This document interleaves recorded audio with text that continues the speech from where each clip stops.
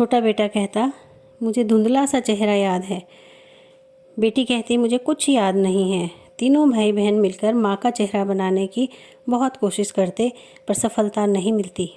कुछ समय बाद नाती पोतों का सुख देखकर पांखू के पति ने भी संसार से विदा ली। तीनों भाई बहनों ने सभी धार्मिक कर्मकांड, सामाजिक संस्कार बहुत अच्छी तरह से मिलकर निभाए। तीनों के मन में एक ही टीस थी कि माँ का चेहरा याद नहीं।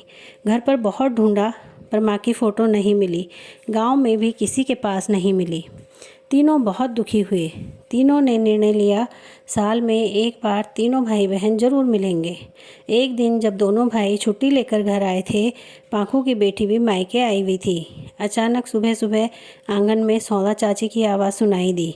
हे राकेश, हे मनोज, हे पिंकी, कक्षा तुम? मैंने सुनी कि तुम अपनी माँ की फ़ोटो छन खोजने लगे।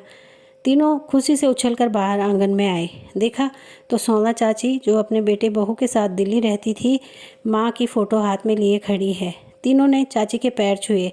चाची कहने लगी, परसों गांव आई थी, मैंने सुना कि तुम लोग अपनी माँ की फ़ोटो खोज रहे हो। अपना पुराना बक्सा खोलकर देखा तो उसमें रखी हुई मिल गई। मिले जाते हुए हमने खिंचवाई थी। उसके तुरंत बाद तुम्हारी माँ के साथ दुर्घटना हो गई और फ़ोटो मेरे पास रह गई। तुम लोग बहुत छोटे छोटे थे, मैंने संभाल कर रखी थी।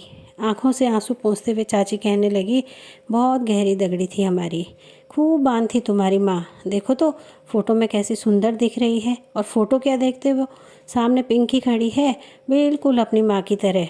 चाची खूब सारा आशीर्वाद देकर दिल्ली लौट गई। राकेश, मनोज और पिंकी को तो मानो संसार का दुर्लभ खजाना